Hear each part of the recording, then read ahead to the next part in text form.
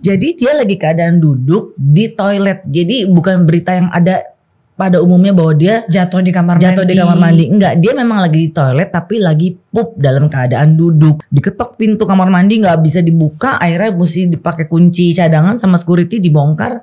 Posisinya lagi gini Bekti. Menyedihkan banget karena kemarin-kemarin sempat ada info Bekti meninggal. Makanya aku pikir aku perlu posting supaya orang tahu bahwa Bekti masih ada dan baik-baik saja gitu. Jadi janganlah situasi kayak gini dimanfaatkan gitu, dan ada potongan-potongan para artis yang ucapan belasungkawa dan apa ya gitu. Jadi aku pikir ini orang nggak etis banget ya di situasi seperti ini, malah memperkeruh situasi gitu.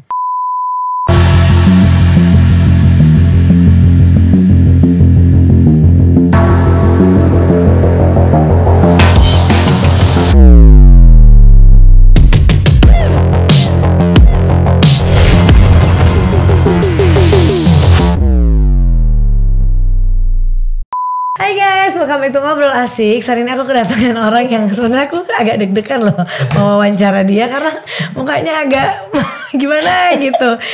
Tapi udah kedatangan perempuan yang cantik yang hadir di depan aku, ada Indy Barens. Bohong. Benarkah aku secantik itu? Cantik, kamu makin cantik sekarang. Cica.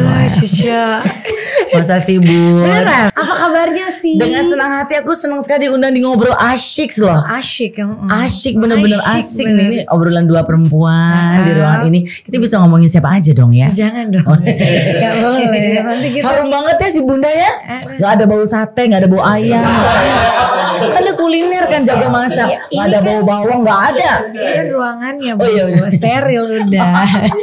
Pantes aja ya si Anang ya. Ya maksudnya pilihnya tepat. Gimana kabarnya? Jadi lagi waktu.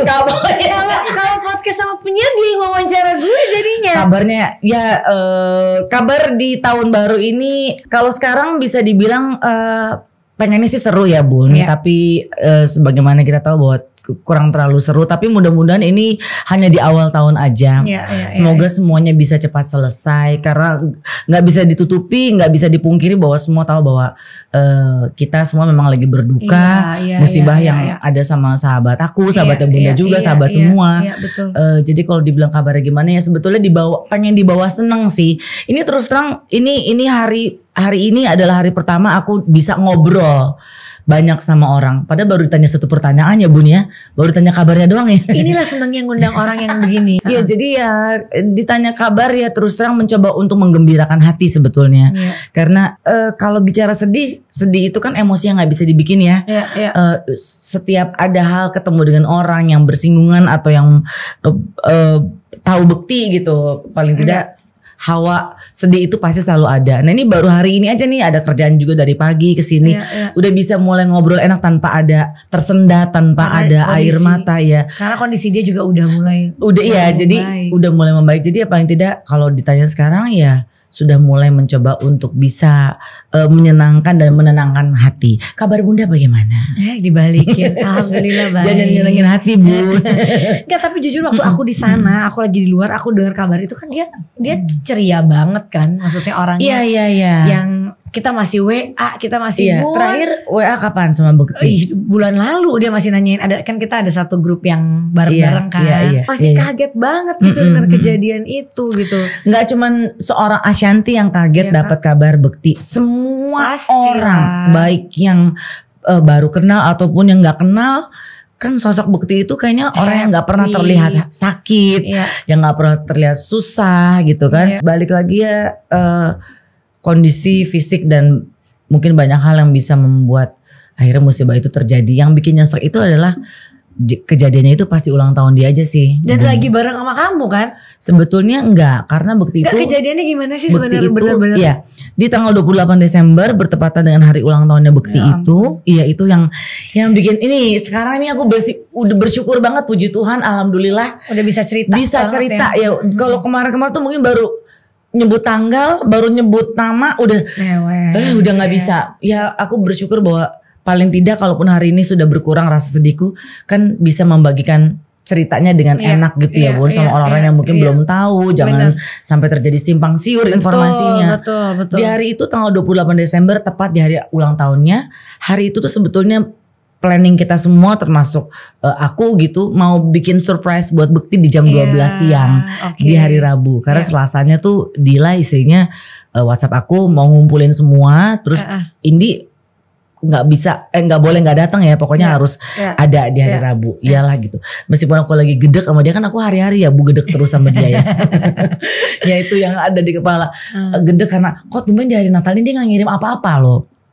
Tumben biasa tuh dia rajin kirim, meskipun kadang mesti diingetin juga ya Bun. Kayak Bunda kan juga belum kirim ke aku ya. Udah lewat Bunda, Desember ntar aja. Aku ngirim ke orang-orang loh, kenapa aku lupa ya kamu ya? Aku kirim deh. Kelihatan dari bahasa mata ya. Juli. Enggak. Tapi paling enggak aku ngerasa kok di tahun ini, di Desember ini dia nggak kirim, nggak kirim kue Natal gitu. Memang nggak ada keharusan, tapi ya kewajiban aja gitu. Lebarannya kita suka karena kebiasaan kan? Gitu. Ini kok dari udah Desember 25, 26 deh. Itu pun ngucapinnya gak lewat WhatsApp. Biasa kan dia telepon, tanda Merry Christmas ya gitu. Ini dia ngucapin sama ulang tahun lewat postingan aku. Dia cuman ngomong di komen. Aku gak jawab karena aku bilang, ini orang kenapa cari gara-gara terus ya sama aku ya. Kok tumbenan hari raya gak nelfon, gak apa gitu. Cuman komen gitu. Ini aneh banget sih gitu. Udah sekali terus gak ada kue muncul gitu kan. Biasanya ngarep kan. Pasti dong Bu gitu kan, dia juga bangga diposting sama aku. Terus sampai akhirnya di tanggal 28 itu kita ada grup IB Indi bareng sama Indra Bekti gitu, IB on duty. Jadi itu ada manajer, ada kita gitu. Terus di hari yang sama tanggal 28 manajerku ngasih selamat ulang tahun. Sama ulang tahun Bekti. Semoga sehat apa-apa bla bla bla lalala segala macam. Terus aku nyamber, selamat hari Natal Tendi. Gue ngomong buat diri aku sendiri. Maksudnya mau nyindir. Selamat hari Natal. Belum datang nih kuenya gitu. Terus gak ada jawaban. Toto Roy manajernya info di situ. Tadi Bekti masuk rumah sakit. Aku nggak merasa itu. Itu di jam berapa? Di jam setengah 7, jam 7 pagi. Jadi dia jatuhnya ini di mana? Nah, masih panjang Bun ceritanya. Sabar ya Bu. Iya. Terus.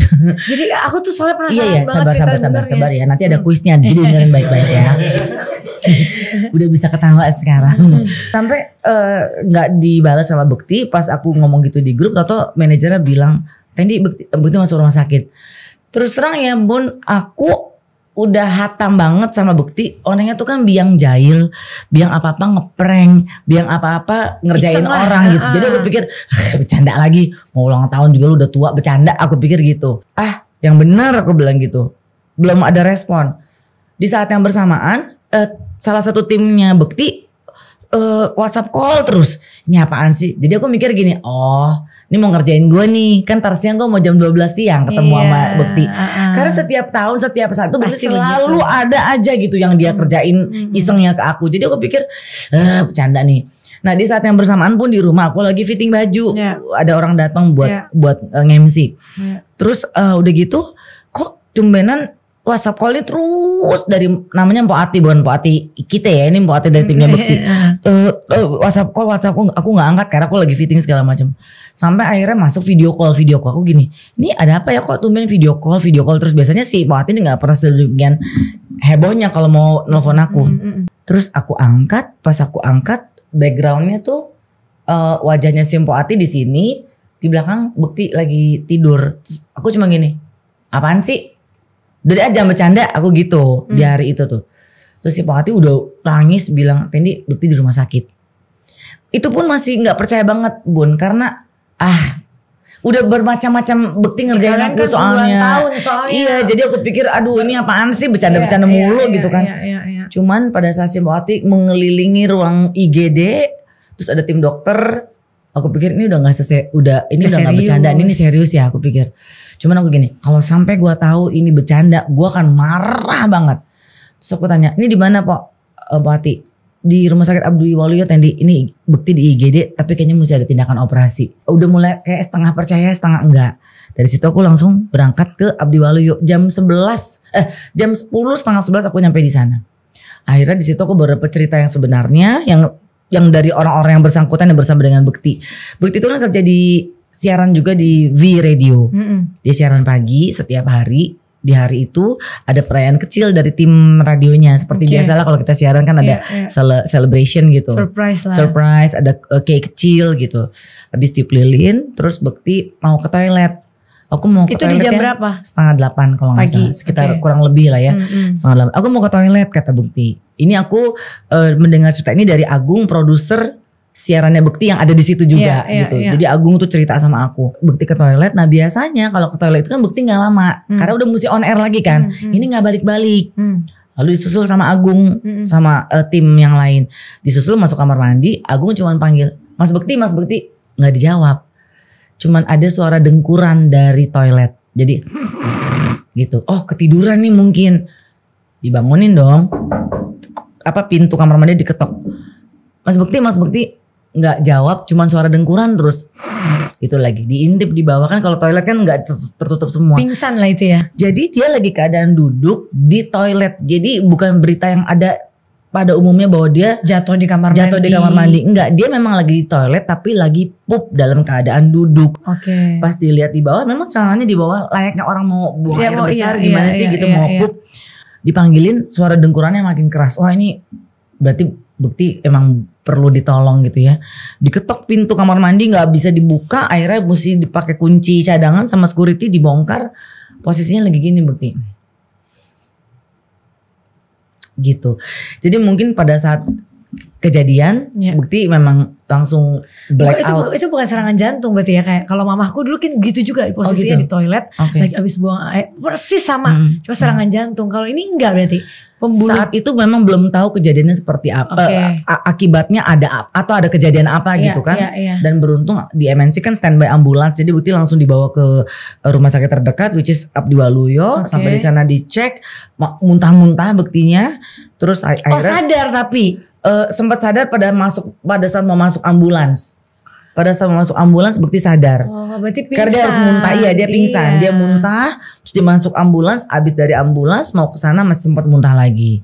Langsung masuk IGD, nah di IGD dicek segala macam, terus langsung MRI, CT scan, akhirnya terlihat bahwa dari hasil pemeriksaan di kepala otak sebelah kiri itu udah banyak cairan. Jadi mungkin itu yang bisa dikatakan pendarahan di pecah pembuluh darah di di otak sebelah kiri. Akhirnya kan harus nyelamatin golden hours, gak boleh lebih dari 6 jam makan Bun. Jadi langsung ditindakan jam 1 siang di hari yang sama, pasang koil supaya gak pecah pembuluh darah yang lain. Lalu tindakan yang pertama jam 1 selesai jam 4, abis itu lanjut tindakan yang kedua, pasang selang untuk menyedot cairan, jadi sebagai drainase di kepalanya. Itu kurang lebih kejadiannya seperti itu Bun. Ini aku baru hari ini banget bisa cerita sebegini lancarnya gitu ya. Maksudnya ya kenapa, mungkin karena aku lihat dari setelah seminggu udah mau 2 minggu ini ada beberapa progres yang aku lihat dari Bekti yang udah gak sedemikian sedihnya. Iya. Hari Kamis lalu tanggal 29 Desember agak mengkhawatirkan karena harusnya setelah tindakan operasi Bekti itu sadar di jam berapa jam operasinya? Operasi sih di hari Rabu jam 1 siang dan jam 7 malam. Selesai di jam 7 malam. 2 tindakan itu. Terus dia ditidurkan setelah dari operasi. Tapi dia harusnya siuman itu di hari Kamis jam 6 pagi. Tapi sampai jam 9 dia belum sadar-sadar. Sampai akhirnya dokter memutuskan kalau sampai siang dia nggak bangun, itu mesti dibangunkan. Nah di jam 3 sore itu di hari Kamis sekitar jam 3 ada reaksi tangannya Bekti bergerak. Itu aku pas denger berita tangannya bisa memberi isyarat gitu tuh aku udah senang, paling tidak dia nggak pingsan terus gitu loh Bun gitu. Setelah tangannya bisa bergerak, aku udah di ICU terus diizinkan sama Dila istrinya untuk boleh lihat, sama tim dokter juga izinkan, tapi nggak boleh lama, paling nggak udah bisa lihat Bekti aja gitu. Aku udah seneng karena itu kan khawatir ya Bun. Iyalah, kamu kan udah kayak gimana sama dia berdua. Iya. Udah kayak lato Bun, nggak bisa lepas dua bolanya. Gue bilangnya lato loh. Iya, lato. Terus udah gitu aku masuk, itu pun aku nggak masuk langsung ke lihat Bekti. Jadi kan kayak ada pintu gitu, aku di pintu menunggu gitu. Terus Dila bilang, ayah ada Tendi gitu. Nah satu hal yang aku kesel juga, sedih juga gitu, tapi senang juga. Bekti bercanda sama Bekti di sekarang itu aku ngeliatnya nggak ada bedanya. Keselnya kenapa? Sebenarnya lu udah sembuh atau belum sih gitu? Sedihnya kenapa? Kalau emang lu udah sembuh, jadi bisa nutupin dalam keadaan sakit juga masih bisa nutupin. Nah, apakah itu di bawah sadarnya dia karena masih dalam recovery gitu ya? Ini yang kunjungan aku yang pertama. Nah, pada saat Bekti lihat Dila bilang itu ada Tendi gitu. Terus Bekti gini jawabnya. Tendi? Siapa itu Tendi? Kita kan kalau bercanda suka gitu, Bun. Tendi sama Bekti ya. Bekti? Siapa tuh Bekti? Suka gitu kan. Jadi kan aku, ini orang beneran apa enggak sih gitu ya? Cuman yang aku senengin kok responnya cepat sama Dila gitu kan. Ayah ada Tendi. Dia gini, Tendi? Siapa tuh Tendi? Nah memang Bekti setelah operasi pandangan matanya tuh dua-duanya kabur. Jadi dia gak bisa lihat jelas gitu. Terus Dila bilang itu Tendi ada di pintu. Terus Bekti nengok ke pintu. Aku belum masuk, aku baru mengarah masuk. Bekti ngomong gini, oh itu bukan Tendi, itu Jello. Ya ampun, tuh pertama kali sadar deh udah bisa kayak gitu. Kesel Bun, ya jangan jelo-jelo banget kali nganggap gue, kan jauh. Katanya maksudnya aku dia tuh masih bisa. Iya, terus mungkin di dalam bawah sadar dia emang sifat dia kan juga. Iya, itu dia kan? Yang tadi aku bilang. Terus aku gini, jangan bercanda, aku bilang. Kok aku jelo sih Bekti? Terus Bekti jawab begini, oh ibu bukan jelo, ibu jelong. Kan antara seneng nih orang bercanda, terus aku juga nggak tahu nih lu sebenarnya udah pulih bener ingatan lu atau gimana gitu. Nah saat itu sih di kunjungan aku yang pertama, besuk aku yang pertama, aku melihat bahwa banyak sekali hal yang menyenangkan dari diri dia, terutama adalah dia sudah buka mata, dia bisa respon, interaksi meskipun ngomongnya masih belibet, R dan L belibet, ya gitu, masih Toto dia ngomong, Tompi mana Tompi? Kok Tompi yang diomongin? Nah aku ingat ternyata proyek terakhir sebelum Bekti kena musibah, dia ada kerjaan bareng sama Tompi. Jadi mungkin di flash memorinya dia terekam tuh, kerjaan terakhir dia tuh ya ada kegiatan itu gitu. Tompi emang lo mau diapain? Aku bilang gitu. Ya kan, lo kan masih belum beres, masa mesti diapain lagi? Aku bilang gitu kan. Oh iya bener. Dia gitu lagi, ingat lagi udah itu di hari Kamis. Nah masih ups and downs juga sih sebetulnya di hari Kamis tanggal 29 Desember ke 30, 31. Tanggal 1 juga aku sempet liburan. Belum pernah aku ngerasain liburan yang hati aku tuh tidak enak ya. Gimana sih harusnya senang tapi kok gak tenang gitu. Terus udah gitu ya selama aku liburan juga aku dapat kabar bahwa Bekti drop lagi. Terus drop lagi tuh gimana kondisi maksudnya? Dia sempat ada reaksi pengen buka perbannya. Terus kalau mau pipis tuh dia pengennya bangun gitu. Jadi kalau aku sih ngeliat kayaknya si Bekti ini energinya nggak hilang gitu ya. Dan tapi mungkin dia juga nggak ngeh bahwa dia lagi dalam perawatan gitu. Sedihnya karena ya semoga ada orang yang bisa ngontrol saat dia lagi sendiri. Maksudnya nggak macam-macam main nyambut-nyambutin karena dia pikir dia sehat gitu. Kalau kayak gitu tuh harus kayak misalnya kalau bikin tambah stres gak sih kalau kayak di luar negeri kan dia mungkin tapi ya kalau itu kebijaksanaan yang mesti dilakukan kan aku juga nggak bisa bikin apa-apa ya Bun.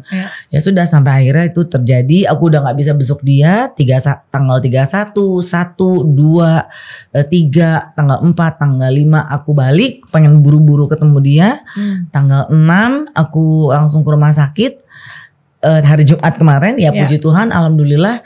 Yang aku lihat itu senang aja gitu Bun. Maksudnya kenapa? Yang paling aku perhatiin yang nomor satu adalah warna kulitnya dia udah gak putih kayak gini nih. Oh tadinya pucat. Aduh waktu di tanggal 29 belum ya ini putih gitu. Aku takut sekali gitu ngebayangin di tanggal 29 itu cuman terus udah mulai dicukur kan tanggal 29 itu rambutnya udah pakai kepalanya dipakai perban. Jadi aku yang Bekti nggak gini yang harusnya gue lihat gitu ya di tanggal 29 Desember. Tapi pada saat tanggal 6 Januari aku kesana menyenangkan karena si warna kulit tubuhnya tuh udah mulai berwarna, terus sudah nggak ada selang-selang lagi di badannya, perbannya juga sudah dibuka, yang masih tersisa tinggal selang yang ada di kepalanya untuk menyedot cairan yang masih tersisa, gitu. Jadi terus udah saat itu waktu aku masuk ruangan ICU ada monitor, dia kan seneng lagu-lagu lama tuh, lagu Nat King Cole apalah gitu. Dia nyanyi gitu. Terus kita berdua sama-sama nyanyi. Kadang kalau aku bikin ngaco-ngaco dia benerin, bukan gitu lagunya gitu. Progresnya sih cukup menyenangkan sih Bun. Maksudnya ya seperti yang tadi aku rasakan bahwa di hari ini aku bisa bercerita sudah nggak pakai air mata kan. Mungkin itu juga sudah menggambarkan bahwa doa kita semua memang buat Bekti, bahwa semuanya yang terbaik buat Bekti dan Bekti bisa kembali pulih. PR-nya cuma satu sih. Semoga Bekti bisa kembali pulihnya tuh utuh kayak full dulu. Gitu ya. Full gitu. Bukan Bekti yang ngomongnya sekarang masih ke skip-skip. Ngomongnya masih ke skip-skip. Masih kalau ditanya apa, dia masih on track. Misalnya lagi ngomongin apa gitu. Terus oh ya ini. Iya bener tadi udah. Cuman gak ada rem aja. Jadi terus ngoceh ngobrol sampai aku bilang ya udah Bekti, yaudah aku ganti topik ngobrol sama Dila. Kalau aku ngobrol sama Dila dia merem.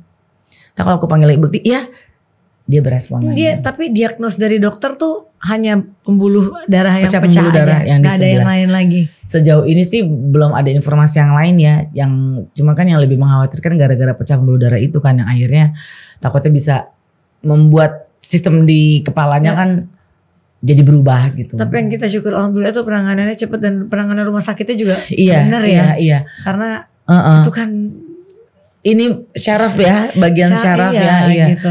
Ya jadi ya sekarang aku berharap cuman ada proses pemulihan dari Bekti yang memang bisa membuat dia kembali pulih kayak dulu aja sih. Tapi diagnosis dari dokter bisa gak kembali pulih seperti dulu? Mereka sih mengatakan ini bisa, cuman kan memang perlu proses ya.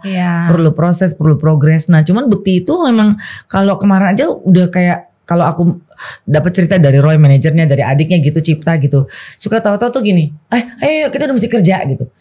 Jadi kepalanya dia tuh emang otaknya emang kerja gitu. Kerja iya, kan terus dia gitu emang. Mau pipis pengennya turun gitu. Ya kalau kemarin sih aku dapat cerita-cerita ini udah pasti nangis ya Bun ya. Cuman ya paling tidak yang membuat hati aku senang itu adalah ya yang penting kamu udah bangun, kamu dia udah copot-copot segala macam, tinggal pemulihan menuju ke pindah ke ruang kamar biasa. Masih harus berapa lama lagi sih Teh di sana? Kalau kemarin sih aku simak dari dokter bilang sebetulnya ini nggak akan lama gitu. Cuman ya tinggal di tubuhnya Bekti semua sudah kembali pulih atau belum gitu. Nah kemarin ada situasi leukositnya tinggi, tensinya naik lagi. Jadi ya tertahan nggak bisa pindah dulu ke ruang biasa. Ruang masih rawat harus biasa. Tetap di ICU. Iya gitu. Kita tuh ada VT, coba apa sih VT-nya yang boleh liatin? I miss you so much Budi. Seneng deh udah makin berwarna kulit, udah gak pakai selang-selang lagi ya. Ini yang harus sih ini Bun ya. Bahasa Indonesia aja. Nangis dia nangis. Iya. Udah. Saat ketemu Rafa anak. Bayinya dia ya. Itu semua lagu-lagu lama. Mona Lisa. Men have made you gitu. Oh iya benar. Dia cepet pulih recovery kembali ke rumah ya, biar cepet selesai dari ICU terus ke ruang rawat biasa terus pulang ke rumah. Amin. Ya kan nanti aku ke rumah boleh ya Di? Boleh dong. Nanti Bekti mau apa aja. Udah sehat kok. Alright. I love you so much Bekti. I love you guys. Maksudnya you're always there for me. Ya warna kulitnya itu memang udah beda seperti sama itu. Yang awal ya. Itu dan mukanya juga udah sedikit lebih seger dibanding yang sebelumnya gitu. Senyumnya. Nah ini cuma pakai tempelan kayak perban biasa. Kalau yang sebelumnya kan udah dililit semuanya itu Bun, sampai si cukuran tuh nggak kelihatan karena udah ketutup perbannya. Sekarang udah mulai dibuka. Dia lihat anak kamu nangis. Iya karena waktu kita punya program Ceriwis dulu, Rafa itu kan masih bayi terus balita, dan kita kan bersama terus hampir 6 tahun 7 tahun ya di program itu ya. Jadi ya Rafa ya besar bersama Bekti, tahu gitu ya. Gitu kita syuting ya pasti nyusuin lah bareng. Nggak, maksudnya Bekti nggak nyusuin ya, maksudnya maksudnya Bekti bisa shock pada saat masuk ruangan aku lagi nyusuin Rafa Bekti gini mungkin dia melihat proses menyusuinya itu. Pada saat aku tuh mau bawa Rafa juga bilang aku mau ketemu Om Inda. Jadi Rafa itu dari kecil karena masih bayi, masih balita, jadi belum bisa ngomong R. Jadi nyebutnya Om Inda. Nah sampai sekarang manggilnya Om Inda. Aku mau lihat Om Inda gitu. Ya udah kita ikut ya. Tapi kalau Rafa nggak bisa masuk nggak apa-apa ya. Udah dia cuma di pintu gitu. belum masuk ke ruangannya Bekti, terus aku bilang, Bekti ada yang mau ketemu Bekti, aku bilang gitu. Siapa gitu? Rafa. Ah bohong kata Bekti gitu. Rafa masuk, terus dia makin jelaskan pandangannya. Ini Rafa Bekti nangis. Cuman aku nggak naikin di video. Ada Bekti yang mengucapkan karena dia ngomongnya mumbling ya, jadi gitu. Jadi ini dulu om ini kakak Rafa gitu ya. Tadi makanya aku gitu. Jadi dia inget flashback. Iya, jadi maksud aku kayaknya mungkin kalau hal-hal yang menyenangkan, lucu, dia inget banget gitu. Nah yang dikhawatirkan kan semoga dia tidak mengingat hal-hal yang nggak enak gitu kan, dalam hidup kan masih ada hal yang nggak enaknya gitu. Jadi ya pada saat dia lihat Rafa, dia pegang Rafa, dia nangis, dia inget banget sama Rafa.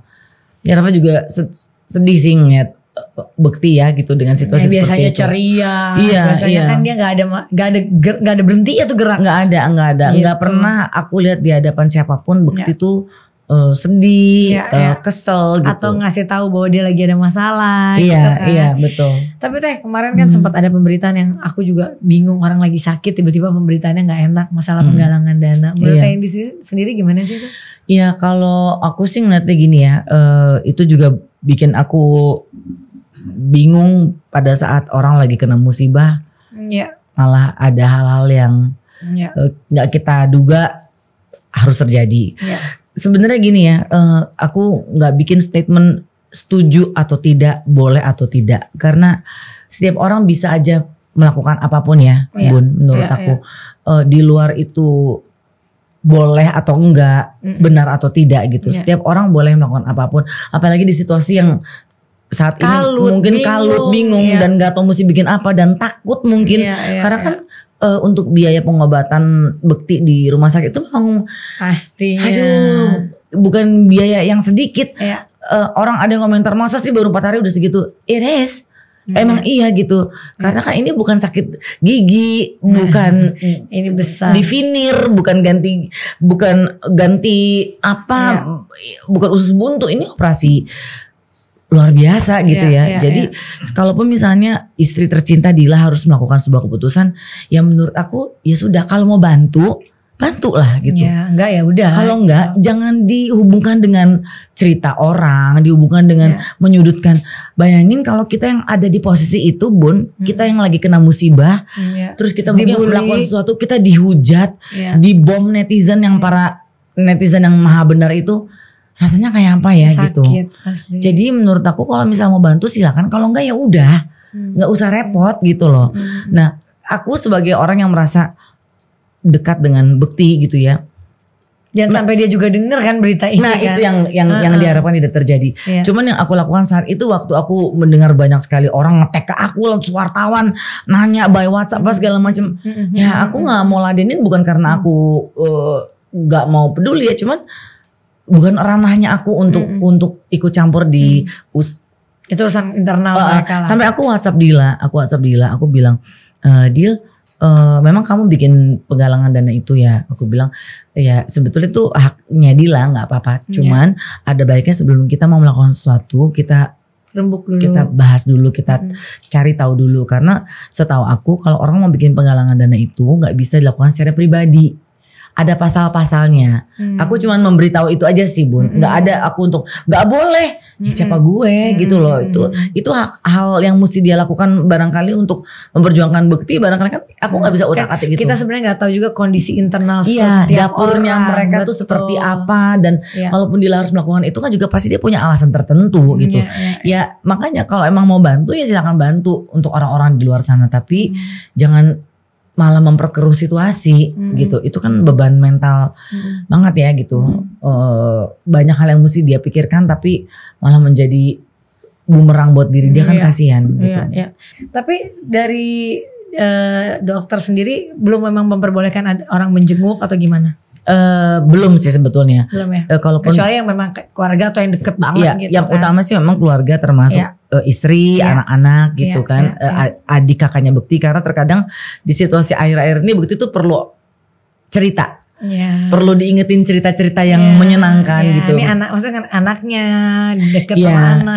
Iya gitu. Itu aja sih kan yang bikin dia happy adalah punya memori yang menyenangkan. Adiknya sih cerita kalau lagi ngobrol sama Bekti bisa inget tangannya dulu yang suka nyolong lah atau yang lucu-lucu, flashback yang lucu masa kecil gitu. Ya jadi makanya untuk sekarang mungkin hanya boleh di keluarga dulu, boleh menjenguk. Mungkin lain ceritanya kalau sudah pindah ke ruang rawat biasa gitu. Dan itu belum tahu kapan. Belum tahu kapan. Aku cukup menghormati keadaan dalam arti kata memang tidak bisa dibesuk kapanpun juga. Jadi kalaupun aku hampir tiap hari di sana, seandainya lagi bisa diizinkan, aku cuman masuk, ya udah itu yang bisa aku. Yang penting kamu ngelihat aja. Aku lihat dan menyedihkan banget karena kemarin-kemarin sempat ada info Bekti meninggal. Itu kan itu jahat sekali sih maksud aku. Iya, makanya aku pikir aku perlu posting supaya orang tahu bahwa Bekti masih ada dan baik-baik saja gitu loh. Jadi janganlah situasi kayak gini dimanfaatkan gitu, dan ada potongan-potongan para artis yang ucapan belasungkawa dan apa ya gitu. Jadi aku pikir ini orang gak etis banget ya di situasi seperti ini, malah memperkeruh situasi gitu. Terakhir, harapan buat Bekti apa sebagai sahabat terdekat tersayang? Cuman pengen Bekti cepat selesai dari rumah sakit, berarti kan termasuk ICU, termasuk ruang rawat biasa, dan kembali pulang ke rumah dan kembali bersama dengan kita seperti dulu. Dalam arti kata gak ada yang kurang dari sisi Bekti, karena setelah musibah ini terjadi, aku bisa ngeliat bahwa begitu banyak orang yang tidak kenal pun itu mencintai Bekti gitu loh.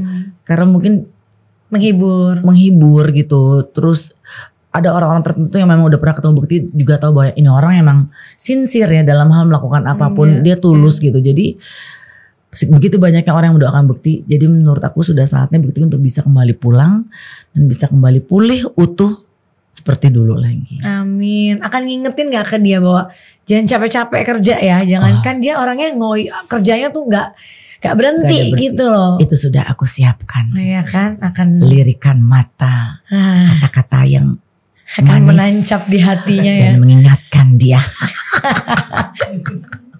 Jadi jahat sih gue.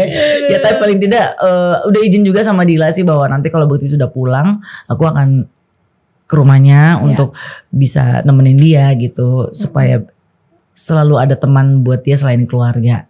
Thank you so much ya, udah. Nggak bisa Bun, aku udah luangin waktu ini untuk Bunda sampai jam 12 malam. Aku udah nggak banyak ngomong dari kemarin-kemarin. Kenapa sekarang dibatasin ngomongnya Bun? Please tanya lagi yang lain. Aku udah diwanti-wanti sama mereka Bun. Udah tanya yang lain Bun, please aku pengen. Seneng loh kalau punya bintang tamu begini loh. Udah terima kasih sekali. Tapi bentar sudah ya. Tapi kamu tuh hari-hari kamu sekarang ngapain sih? Di episode yang lain saja. Supaya aku ada kerjaan lain. Oke. Gak serius, ngapain sih sekarang hari-hari ya? Kamu tuh sweet loh. Kemarin aku lihat story kamu yang kamu pisah sama anak sama suami di tahun baru tuh kenapa sih? Yang satu sama kamu atau apa itu kenapa sih? Suamiku ada kerjaan. Aku kepoin kamu. Dia emang rumpi ya, bener-bener. Ibu-ibu juga ya.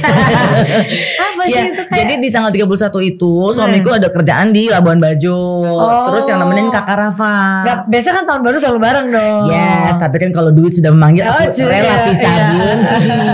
Terus namanya di GMR. Tanggal 31 itu juga aku kerja Bun. Masih ada kerja, ada MC. Secara itu waktunya cari duit. Jadi aku pikir aku kan sama Benny seumur hidup. Kalau MC kan jarang-jarang kan. Jadi aku ambil dia karena duit itu kan sudah memikat hati aku. Jadi aku pisah dulu, aku sama Manuel yang kedua nemenin aku nge-MC sampai tanggal 1. Nah tanggal 1 paginya aku nyusul Benny dan aku bercinta dengan alam. Masalahnya sweet banget lah aku kalau ngeliat kamu dengan suami kamu tuh anak-anak tuh suami kamu tuh kayak nurut banget. Itu kan aku tampilin aja Bun. Tapi kayak takut banget sama kamu gitu. Sialan. Kayak manut gitu kayak ya udah. Ya kata dia daripada gue ribut yain aja deh gitu kan. Sama suami sampai ribut ya. Selalu deh gitu ya. Nanti undang lagi kita ngobrol soal suami ya. Bener ya. Ya kita nanti gue yang bikin pertanyaan tentang keharmonisan rumah tangga. Yes, iya. Ya dong, itu harmonis apakah bikin amis atau bikin nangis? Yang penting cintanya sadis. Iya. Yang penting tetap bercinta di Labuan Bajo. Yes. Makasih banyak Bunda, thank you banget. Thank you so much. Sampai ketemu lagi nanti kita undang lagi pokoknya ngomongin yang lain. Kadang ngobrol sama Bunda pasti ngobrolnya asyik.